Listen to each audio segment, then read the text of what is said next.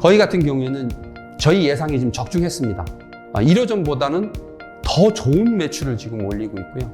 본사의 매뉴얼을 정말 성실하게 잘 따라주는 점주님이셨어요. 30평 매장만 3개를 운영하시는데 연 매출은 30억입니다.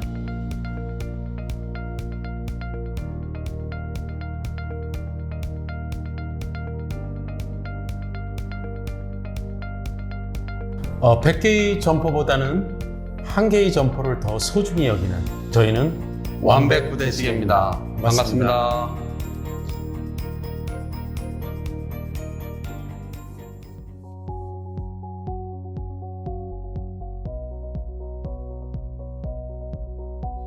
네.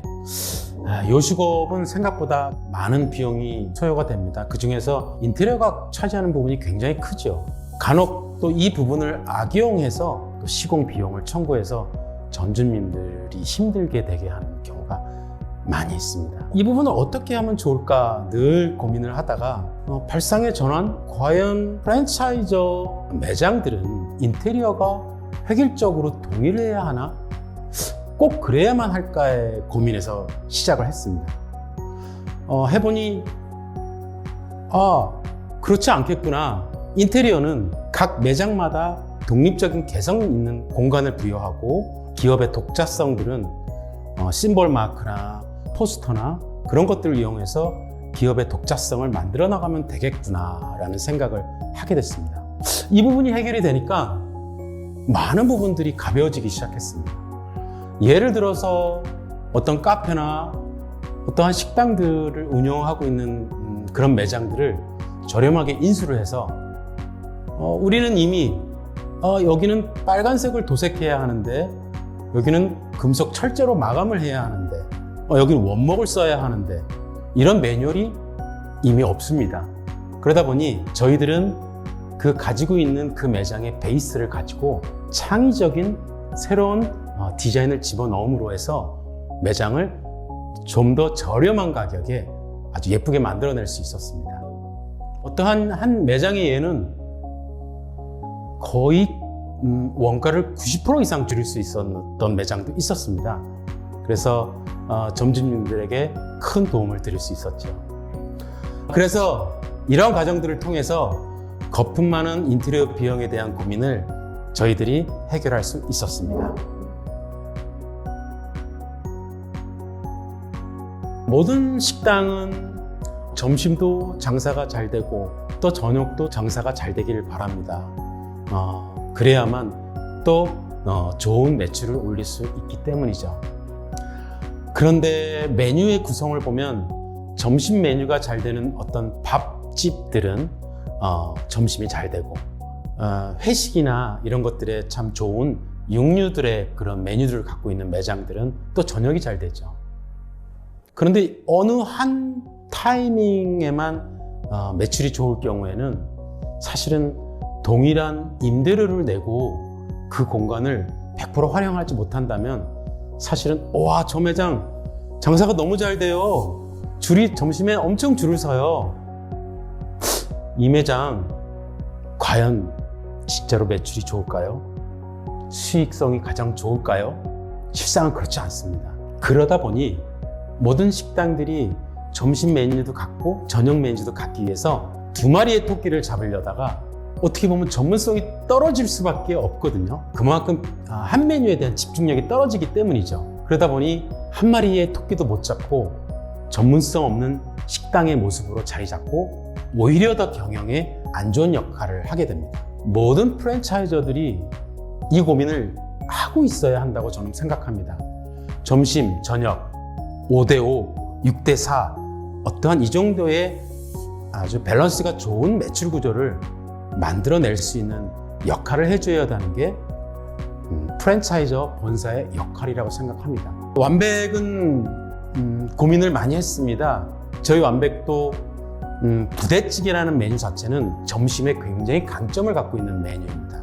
어떻게 하면 고기 한 점을 먹어도 와 감동이야, 와 너무 좋아, 어떤 그런 느낌을 줄 수 있는 매장이 될 수 있을까? 저희가 고사리, 꽃삼겹, 제주에서 먹었던 너무 낭만적인 음식이었거든요. 그러한 메뉴들로 저희 디너 매출에 적용시키기로 했습니다. 좀 더 저녁 매출에 대한 어떤 전문성을 주기 위해서 매장 내부의 인테리어에도 고기, 육류 등 삼겹살에 대한 포스터나 디자인에 조금 더 많은 부분을 할애하였고, 그렇게 운영을 보았더니 저희들의 고민과 예상은 아주 적중했습니다. 그래서 점심과 저녁의 매출이 5대5, 6대4를 왔다 갔다 하면서 좋은 밸런스를 갖게 되었죠. 저희들 블로그 후기를 보면 완벽히 만들면 부대찌개도 맛있지만 삼겹살도 맛있구나. 한 식당에서 한 가지 메뉴가 맛있기도 어려운데 완벽히 만들면 좀 다르구나. 완벽히 만들면 두 가지가 다 맛있구나. 그런 아주 감사한 후기들을 볼 수 있습니다. 그렇게 해서 저희들은 점심과 저녁에 불균형을 잡아낼 수 있었습니다. 자, 여러분, 프랜차이즈 광고를 보면 아주 달콤해 보이는 그런 광고 문구들이 있습니다. 가맹비 무료, 교육비 지원, 그 다음에 인테리어 지원, 뭐 등등 너무도 달콤해 보이는 것들이 많죠. 이게 가능하려면 어떻게 해야 할까에 대한 고민을 저희 회사도 좀 해봤습니다. 이 논리대로라면 기업은 많은 비용들을 들이고 또 인건비를 통해서 고객들에게 서비스를 하고 적정 이윤을 추구해서 건강한 본사의 모습을 키워나가야 하는데, 이게 정상대로라면, 이 논리대로라면 기업은 경영에 허덕일 수밖에 없겠죠. 그래서 이 부분들은 여러분 가만히 생각해 보시면 본사는 가맹점주님들께 최초에 오픈할 때 그런 것들을 무상으로 다 제공을 하고, 운영될 수 있는 포인트는 거품 많은 물류 식자재에서 시작이 된다고 보셔도 될 것입니다. 모든 프랜차이저가 그렇지 않기에 좀 조심스러운 좀 개인적인 생각이지만 아마 해당 가맹점 본사는 한 1년 정도 후에면 그 매장에 소요되었던 모든 서비스 비용들, 그런 것들을 다 회수를 할 것입니다. 그럼 2년 차부터는 어떻게 될까요? 막대한 회사의 식자재 등 물류의 수익이 발생이 되겠죠. 지금도 많은 점주 프랜차이즈를 가맹받아서 운영하시는 점주님들이 우울감에 많이 빠져 있습니다. 폐점하는 점포들도 많이 생겨나가고, 이런 것들을 해결하기 위해서는 정당한 프랜차이저들, 정당하게 회사의 가치를 요구하는 프랜차이저들, 이런 것들도 굉장히 중요하다고 생각이 듭니다. 프랜차이저 회사를 운영하려고 하시는 분들도 계실 겁니다. 그분들께 당부를 드린다면 회사가 느리게 성장할 것에 대한 대비를 하셔야 된다고 봅니다. 최소한의 임직원 수, 그 다음에 사무실 임대료 등 본사의 경상 경비를 컴팩트하게 만들어 놓지 않으면 점점 더 회사는 힘들어져 가고 점주님들과 소통에 있어서 어떠한 수익을 자꾸 끌어내려는 고민을 하게 되고, 그러다 보면 음식의 맛, 음식의 식자재에서도 원가 절감을 하려고 하게 되고, 이런 것들이 발생이 되면서 건강하지 못하게 됩니다. 그래서 항상 회사가 느리게 갈 수 있을 거라는 상상과 대비를 통해서 한 점포 한 점포 소중하게 만들어 가야 된다고 저는 생각이 됩니다. 네. 월 300만 원의 인건비 1년치를 줄일 수 있느냐? 줄여야 하고 줄여야만 된다고 생각합니다. 우리가 보통 매장들을 보면 비슷한 형태의 매장들은 많아요. 하지만 똑같은 매장들은 없어요. 그래서 치밀한 현장 조사와 전문성을 갖고 접근해야 된다고 생각합니다. 첫 번째, 음식의 퀄리티가 유지가 되느냐, 주방에서. 두 번째, 고객들의 편리성이 잘 반영이 되었냐. 또 세 번째, 신속한 조리와 서브가 가능한가. 또 네 번째는 근로자의 쾌적한 근무 환경이 최대한 고려되었는가. 이 네 가지가 전제 조건을 바탕으로 도면 설계를 해야 된다고 봅니다. 가끔 현장에 나가보면 저는 주방에 선반들을 좀 많이 설치를 하거든요. 그러면 왜 이렇게 돈 많이 들게 왜 쓸데없는 선반들을 이렇게 많이 다느냐, 그런 말씀들을 하세요. 그런데 홀에 있는 매장의 인테리어의 고급 마감재보다도 저는 더 중요하다고 생각합니다. 흔히 예비 점주님들이 놓치는 부분이 바로 이 포인트입니다.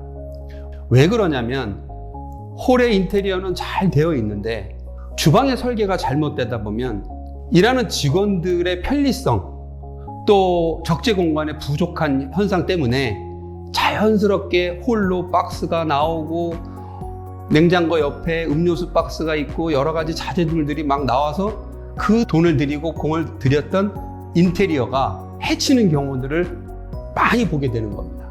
이런 것들이 전문성을 가지지 않고 또 치밀한 계획을 가지지 않고 설계를 했던 부분입니다. 0.5평의 마법이라는 말이 있습니다. 0.5평의 공간을 어떻게 설계하느냐 따라서 300만 원의 인건비를 저는 줄일 수 있다고 확신합니다.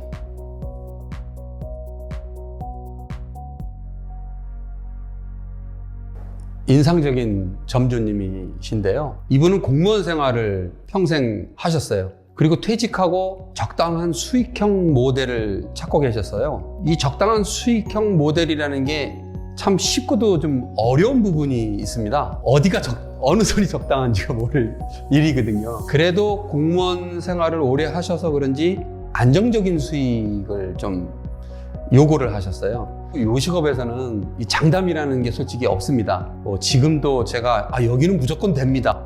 여기는 무조건 돈 벌 수 있습니다. 라는 자신 있는 말을 못 드려요. 그렇지만 또 저희의 그 경험치를 가지고 점주분들한테 충분한 설명을 드리고 그 점주분의 선택을 따르는 편이죠. 그렇지만 그 실패를 좀 줄이기 위해서 저희가 조사하고 좀 직장인들이 밀집되어 있는 상권 그리고 권리금이 좀 없고 적은 수수료를 내는 매장을 소개해 드렸었어요. 그래서 젊은 직장인들이 좋아하는 깔끔한 인테리어에다 투자비를 최소화해서 오픈을 해드렸거든요. 근데 그거는 점주의 생각과 저희 생각이 좀 맞아떨어져 갖고 첫날부터 지금까지 점심시간에 가면 계속 줄을 서는 매장이 됐습니다. 그러다 보니 안정적인 매출을 이뤘죠. 이분이 처음 시작할 때 요식업에 두려움이 좀 많았었어요.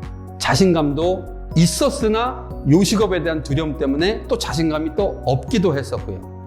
본사의 매뉴얼을 정말 성실하게 잘 따라주는 점주님이셨어요. 저희 회사의 매뉴얼을 성실하게 따르는 그 부분이 이분의 성실함과 노력이 그런 작은 매장에서도 큰 매출을 올릴 수 있었던 이유였던 것 같습니다.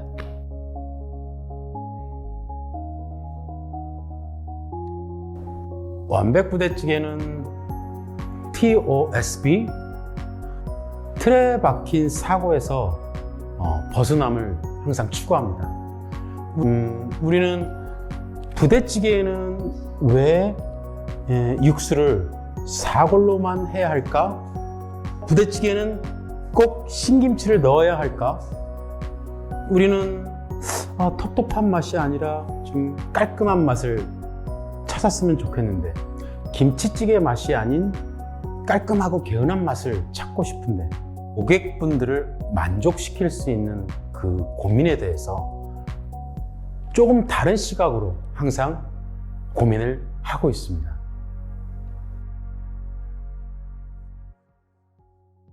산 정상을 오르는 두 가지 방법이 있다고 생각합니다. 어떤 사람들은 케이블카를 타고 경치를 즐기며 편하게 정상에 오르는가 하면 어떤 사람들은 한 걸음 한 걸음 산을 즐기며 정상에 오르는 사람이 있습니다. 둘 다 정상에는 다르지만 결과는 다를 것입니다. 저는 요식업만큼은 한 걸음 한 걸음 두 발로 올라야 된다고 생각합니다.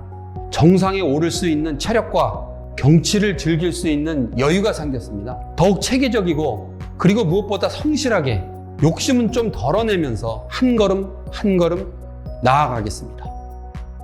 완백부대찌개는 변화하고 성장하고 있습니다. 완백부대찌개는 언제나 저희의 가족이 될 분을 기다리고 있습니다. 감사합니다.